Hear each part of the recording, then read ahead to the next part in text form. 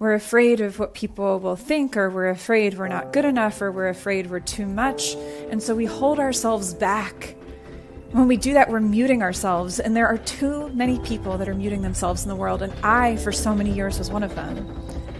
I've discovered the power of unmuting myself, of showing up in the world in a way that is joyfully expressed and boldly alive. That's something that has been so important to me as I've discovered how freeing it is to be unmuted, to unmute our body and to unmute our ideas and to unmute our desires, to unmute ourselves in relationships and at work, and to be our own advocates and to ask for what we want and need. The unmuted life is a life that is fully alive and fully expressed and confident and clear. And to me, it's the only way that I know how to live now. I know what it's like to feel confined and stuck and small and silenced. And I also know what it feels like to be expressed and alive and joyful and present and seen. And it's so much better of a life to be unmuted. And that is what I want to bring you into.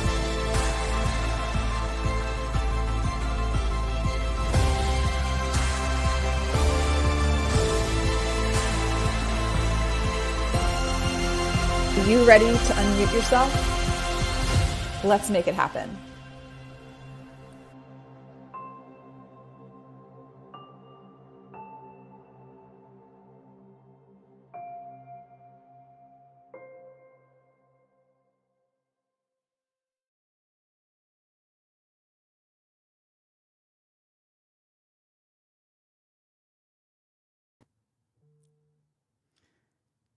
Hey there and welcome everybody. I'm so excited for this special episode. If you're here joining us today, let us know where you're joining from. I'm in Baltimore, Maryland, in my parents' house, my dad's office, because we lost internet last night in our neighborhood. So this was a fun little setup. But I'm so grateful to be here to be able to share with you the story behind the latest song that just came out yesterday. I've been so moved by the messages that people have sent me and the texts and the DMs, and it means the world when you create a piece of art and put it out there, and it's, gets the kind of response that the song has gotten. So feel free to drop in the chat. Peter, I'm so glad that you're here. Marjana, Allison, Yarrow, Michael, John, Toby, Maureen. Yes, next week is the national anthem. I'm going to be singing that at Camden Yards in Baltimore, and I can't wait. Oh my gosh. So the thing I want to start with today, and again, feel free to drop in the chat if you're joining us, just say hello, where you're joining us from. I think, as somebody who's now written, I've released 5 songs. This is my 5th original song, my first original, almost 2 years. And one of the things that I think about is, when I'm writing a song is what's the most honest thing that I can say? And this is by far the most honest song I've ever written. And what kind of prompted me to write it was thinking about, what if one of the hardest things that we have to decide is, it's not a choice between the right or the wrong thing, but it's a choice just between 2 different paths. And with 2 different kinds of sacrifices, and maybe they're just different, and both can be beautiful, and that is really kind of what inspired the song. That's kind of the question underneath of this song, "The Life I Didn't Choose," that just came out yesterday. And when I think about the story behind it, and in just a moment, I'm going to bring on the person who is playing the guitar and harmonizing with me on this song. I'm so excited that he's here, Peter Katz, and when I think about what this song is about for me, it's about this, I always thought I was going to be a mom.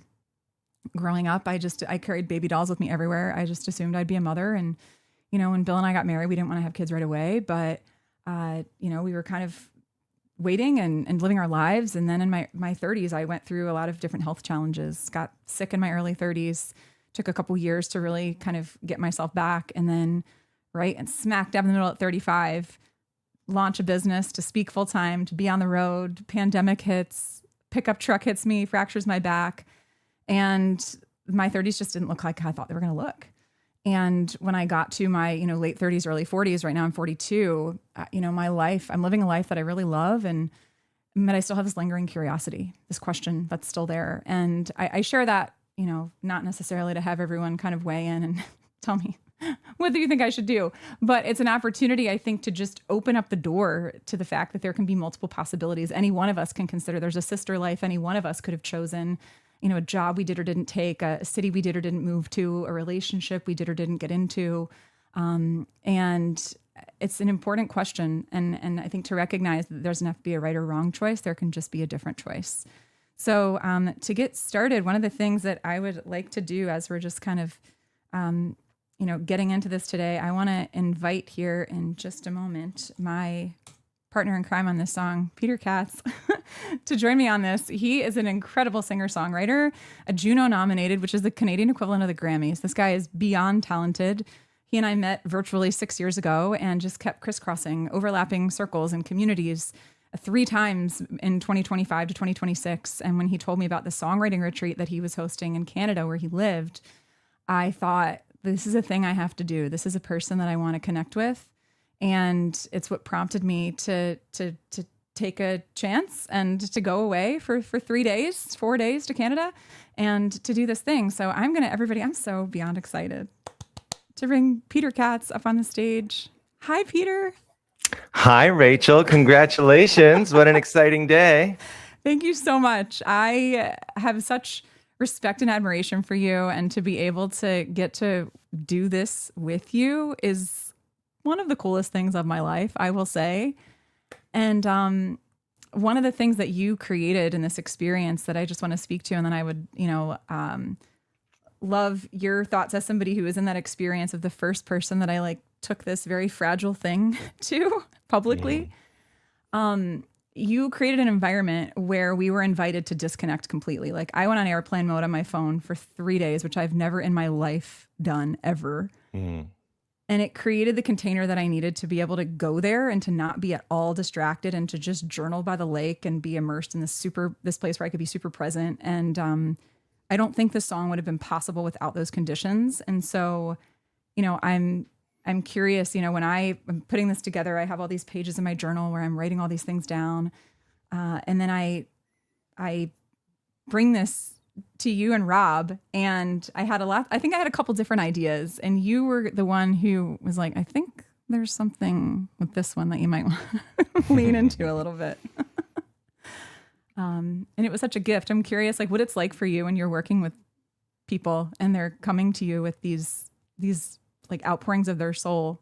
What is that like for you? And kind of what leads you to give the kind of guidance that you do and to steer them in that direction to be brave? Well, first of all, Rachel, I just want to presence that I'm in the space where you recorded the song. You were standing right over there. So there's a full circle geographical moment here. But I guess there's a couple things that I think of as I hear the question. Number one, I feel like so much about creativity and creating anything, whether it's a song or a book or, a new way of approaching whatever it is that you do in life. So much of it is around actually getting out of our heads, getting out of our own way and creating the container for something to kind of move through us, for something to emerge. And as far as which is what's the thing that we follow, it's often not the thing that we thought of first. It's often kind of the thing that scares us most. It's often the thing that sort of lives at the edge of our comfort zone. And that's often the thing that I'm looking for of hey, energetically, what is the thing that there's actually a pull towards this thing? And maybe it's a little bit scary. Maybe it feels oh my gosh, can I actually say that? Can I actually do that? I'm that's where the good stuff lives. And I definitely saw that in you, and I saw your willingness to go there, even though there was the deep breath. And I was okay, let's do this. And I mean, full credit to you. I feel I just gave you these gentle nudges, and then you went with it. And I gave the invitation to turn off your phone and kind of be fully present, and you fully went into it. So full power to you for how deeply and fully you showed up to the experience. Thank you. I really appreciate that. And I remember one of the conversations we were having about the song, I was like, Peter, is this too specific? What if somebody is not contemplating parenthood? Are they going to be able to relate to this song? And you said something to me that you were I don't know, I might have gotten It's from like Rick Rubin or something. But you had said alienating people is a sign of good art. Mm-hmm. Yeah, I think you want to, at the same way that you're sort of repelling people, you're magnetically drawing them in, because you are willing to say that specific thing. And I think, everybody listening to this probably has that experience where you hear a song or a verse of poetry or, a passage in a book, and you're like, how did they know? Like, it feels so deeply connected to you and your experience. And the reason you feel that way is because they were willing to bring that specificity. And that means that not everybody is going to relate to it, but that to me is the power of great art. Yeah. And that was, I think that was like the final little bit of permission that I felt like I needed to be like, okay, we're doing this and we're being specific about it. And we're putting very specific scenes in this song. And I remember the first time I even shared some of it, I couldn't even like get through it talking, because it was just so raw to say these things, much less sing them. And even last night as I was rehearsing this, I got through like the fifth time of singing. I'm like, I'm fine. I got to the last 30 seconds and I was like, I'm so not fine. And just had this moment of breaking. And there's a book that I know I shared with you that, prompted the title of the song. And it's a book by Cheryl Strayed. And she writes these, there's this column that she had called Dear Sugar, and people write these letters. And one of the letters was written by a 41-year-old man who was contemplating parenthood. And I was like, this is so relevant. And my friend Sarah sent it to me. And there's a passage in the book that I want to share that tees up the title of the song before I hop in here to perform it. It says, I'll never know, and neither will you, of the life you don't choose. We'll only know that whatever that sister life was, it was important and beautiful and not ours. It was the ghost ship that didn't carry us. There's nothing to do but salute it from the shore. And I just love that. Like it spoke to me in a way that I needed so much in that moment. And that was the hook. I was like, this is what the song needs to be, the life I didn't choose. So I just want to thank you so much. I know that you have another thing you have to go to momentarily, but I want to share the song with everybody. I'm going to sing it and then, just share a couple more thoughts and things after this. But I'm so grateful to you. And if there's anything, I would love for you to just mention, this was a songwriting retreat that I signed up for in January after I saw you at another retreat, and kind of on a whim, frankly. And I'm so glad I did, because the song came together in like 72 hours. From concept to being mastered. So you have these retreats a couple times a year. Just for anybody else that might want to have the experience that I did, I'd love for you to just mention or tell people where to go.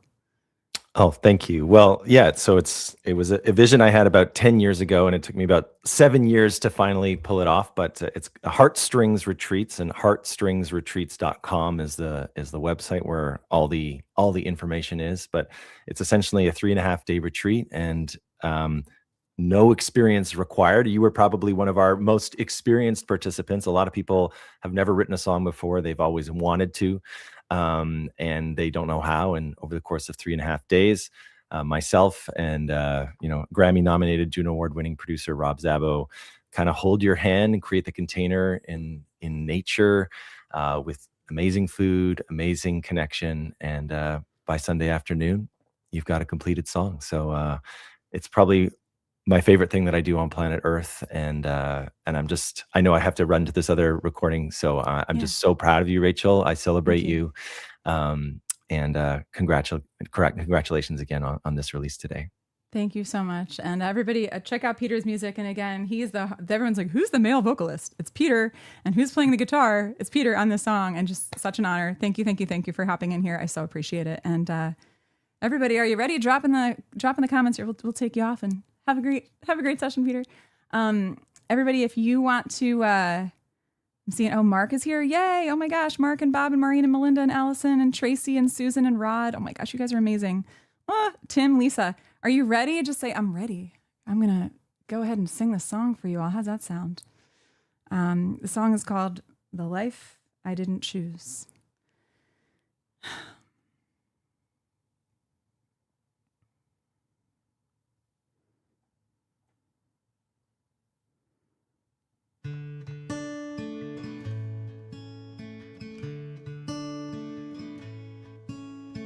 Dark beneath my feet, shaking like a door, I look into the vastness, I see the other shore.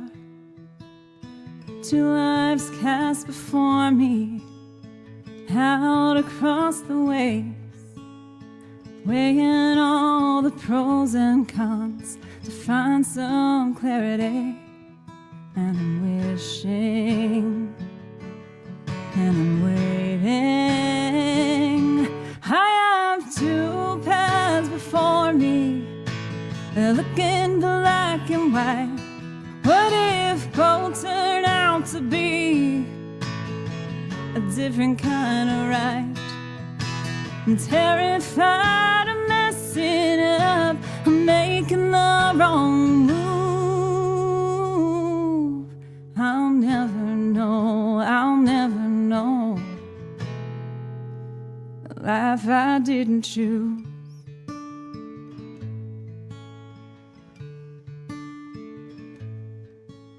The clock inside is ticking, I feel the passing time. Do I go down the road I'm on or choose a sister life? The one where I'm a mama and he becomes a dad, singing you to sleep at night as we lay you in your bed. And I'm dreaming and I'm grieving. I have two paths before me, they're looking black and white. What if both turn out to be a different kind of sacrifice? I'm terrified of messing up, I don't know what to do. I'll never know, I'll never know the life I didn't choose.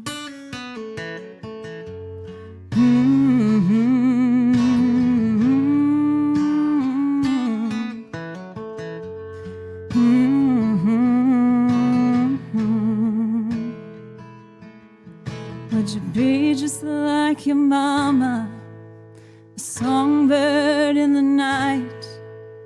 Or would you be like daddy, blue-eyed, calm and kind? We may never know the answer if we choose another life, but we can still be happy with all the love we have inside. There are two paths before me, and neither wrong nor right. The sister life I didn't choose, the one I set aside. Both journeys can be beautiful, but only one is mine. I'll never know, you'll never know, we'll never know. Yeah, I'll never know, you'll never know, we'll never know the one we leave behind.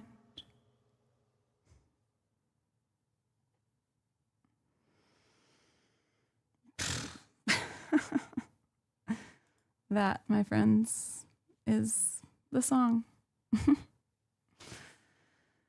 You know, I feel like we are called to do the brave thing instead of the safe thing in our lives. And for a lot of my life, I did the safe thing. And for me, the safe thing was not sharing my voice. It wasn't putting myself out there. It wasn't being vulnerable. It was waiting until everything was perfect. It was being terrified, so terrified of making a mistake that I didn't give myself a chance to even see if I could do a thing. And what this whole process has taught me is that, you know, when we are willing to be brave and when we're willing to share from the depths of our soul, we connect to people and we make people feel less alone. I mean, for so much of my life, I don't know if you've ever had this experience, but for so much of my life, I felt so much more alone than I felt like I needed to because I didn't open up to people and I didn't share things and I muted myself. And a big part of this unmuted journey, and thank you all so much. Oh, I'm going to pause for a second. a breathwork coach would say, like, breathe it in, be present. Oh, shoot. Sorry, LinkedIn just crashed for no apparent reason. It's just a day, folks. See if I can find the comments here. Allison, thank you. Bill, thank you so much. Amy and I just met last week at a conference. John, Rod, Maureen, Allison, Michael, Bob. Bob was one of the other songwriters there who wrote a song as well. That was so fun to see. We had a listening party on Sunday morning. So after everybody spent, 48 hours working on their song and recording it and until the wee hours of the morning. I mean, I think everyone went to bed. Well, some people went to bed like 1 o'clock in the morning. But the next day on Sunday, we all got to sit together and in a room as each person's song was played, as they got to hear their final song, like their final version of their song for the first time. And it was the coolest thing ever. Sarah, thank you. Andy, Melanie, Allison, Yarrow, Susan, Lisa, I so appreciate it. My hope is that whoever needs to hear this song, and it doesn't have to be about parenthood. Like I said before, it can be about anybody who's at a crossroads, anybody who is trying to decide between two things, anyone who's grieving, maybe somebody who's grieving a choice that they made and they wonder, did I make the right choice? Every song that I write is intended to kind of to speak into a vulnerable place that someone might have. I mean, Believe in You speaks into the places where people experience doubt. Somebody speaks into the places where we question our worth. Didn't See It Coming speaks into the places where we have a blindside moment and we question whether or not we have what it takes to rise up from it. Light Bulbs speaks to the experience that all of us have of maybe feeling like we have to be the strong one and hold it together when we really feel like we're struggling. And this song is for anybody who has hit a crossroads in their life and who has a choice to make, maybe a seemingly impossible, complicated choice. And it's just assurance that both journeys can be beautiful, but only one is yours. And, that's why I wrote this, so that anybody that needs that reminder would have it and that they could listen to it in 4 minutes and be transported to a place where they feel like, oh my gosh, I'm not the only one. That is why I do this. So my ask would be, if you know anyone that is going through anything that I just described, that you would share this with them. It's a gift to be able to share art with people. And I know that I can't reach everyone on my own. My friend Sarah, actually, who's through a community I'm in, an amazing community I'm in called the Outlier Project. She was like, hey, I know a DJ in Tampa who has a song of the day, and I'm going to connect you to so you can share your song with him. So, also if you know anyone that puts music out there and shares music, works in production or media, I'm not shy about this. I really believe this is a song that's meant to deeply move people. And I just want to say, thank you so much for hopping in here and being a part of this. It's a big deal to feel supported by people. And I've got to tell you, when you put something so vulnerable into the world, you hold your breath. I'll be honest. Before I released this, I was like, there's a lot of people that I haven't had conversations with about the content of this song.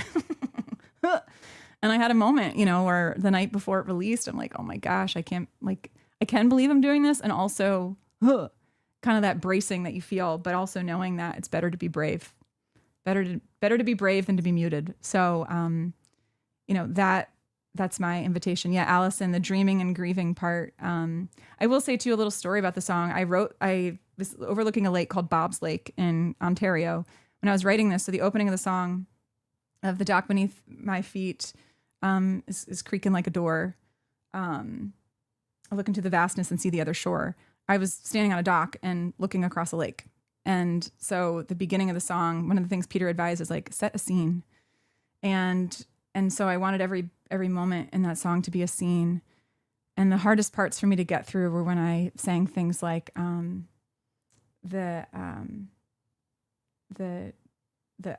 would you be just like your mama, a songbird in the night? Would you be like daddy, blue-eyed, calm and kind? I mean, when I first wrote those lyrics, I was like, I'm not going to be able to sing this.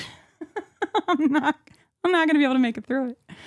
And that's how you got to share it. So my encouragement to any of you that's, listening to this, watching this, joining today, watching the replay, you have one life.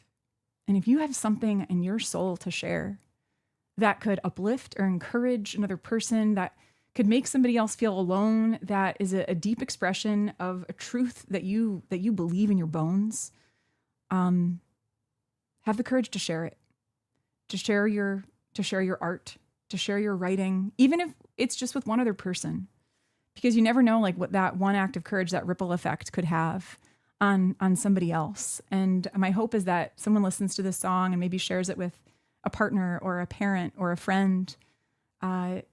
If they've had trouble having the conversation themselves, sometimes the song can be a way to, facilitate a conversation. So I just want to say thank you so much to all of you for, being here today. I'm going to drop in the comments. I'm like, Nathan, I don't think I sent you the link to the song, but it's on Spotify, everybody. It's on Spotify. It's on YouTube. It's on Apple Music, Amazon Music, eventually on Pandora. I'm not sure why it's not there yet. But it's out there. And, I am so grateful to be able to have the opportunity to share it with all of you.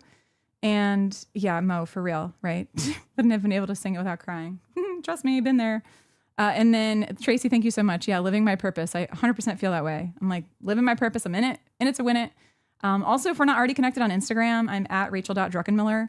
And yeah, Melanie, thanks for chiming in with that. Y'all, 9 days from today, I will be standing on the field in Camden Yards in Baltimore, Maryland, singing the national anthem for the Orioles-Yankees game to, 30,000 plus of my closest friends. And I know a bunch of people that are on here today are going to be joining. I know Andy's bringing a crew of like 33 people. What?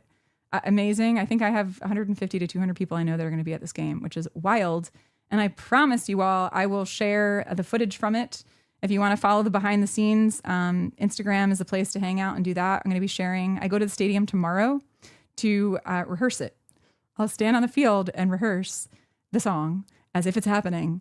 And Bill's going to come with me and take some footage. And so I'll be sharing the behind the scenes of that on Instagram. So if you want to follow along on there, that's a good place to hang out. And with that, again, I want to say thank you again to all of you for coming here today, for joining, for being a part of this. And if you want an encore, let me know if you want an encore. I mean, we have enough time to do it. Drop in the comments on LinkedIn if you're like, how about an encore one more time? I'll sing it to you one more time if you want. If I have 5 people say yes, I'll do it.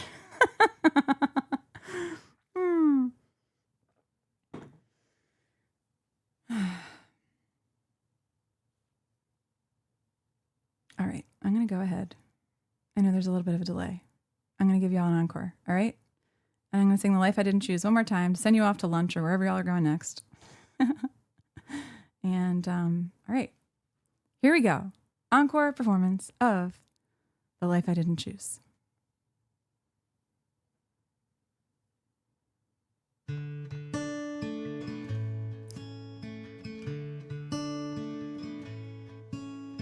Dark beneath my feet is creaking like a door. Look into the vastness, I see the other shore. 2 lives cast before me, out across the waves, weighing all the pros and cons to find some clarity. And I'm wishing, and I'm waiting. I have 2 paths before me, they're looking black and white. What if both turn out to be a different kind of right? I'm terrified of messing up, I'm making the wrong move. I'll never know the life I didn't choose.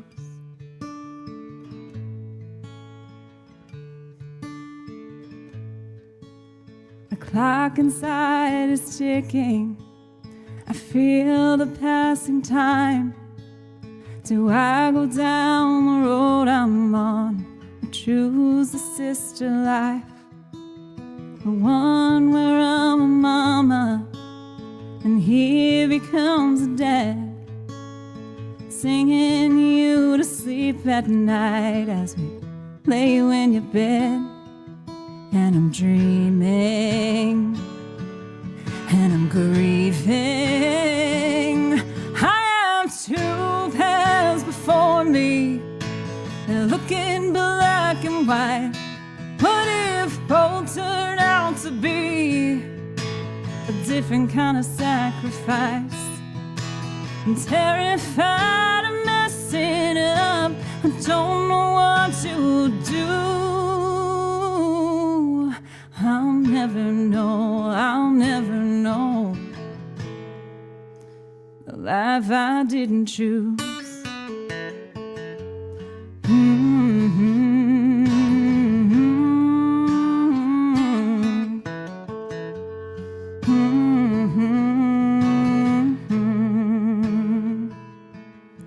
Would you be just like your mama, a songbird in the night?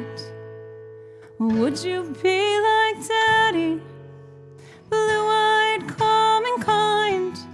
We may never know the answer if we choose another life, but we can still be happy with all the love we have inside. There are two paths before me, and neither wrong nor right.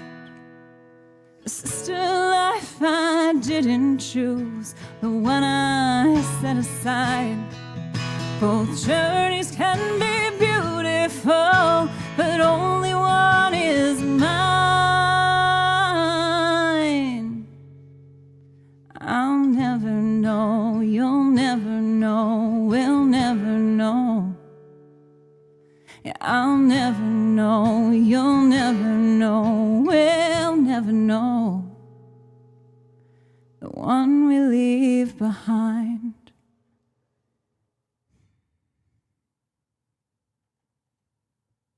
There's your encore, friends. Lisa, yeah, I know, right? I need to come back and do your summit. Those 3 years ago I did that. 4 years ago, Women in Motion. You'll cry more. Yarrow, thank you. Oh my gosh, y'all are amazing. Vandy, welcome. Lisa, Bill, Kimberly, oh my gosh. I just want to say thank you all so much for being here today. Thank you for celebrating this piece of art being birthed into the world. I'm so, so, so grateful. Share it with someone who needs it. And everybody, hope you have the most fabulous rest of your day. And stay tuned for more fun and games next week with the anthem. All right, bye, everybody.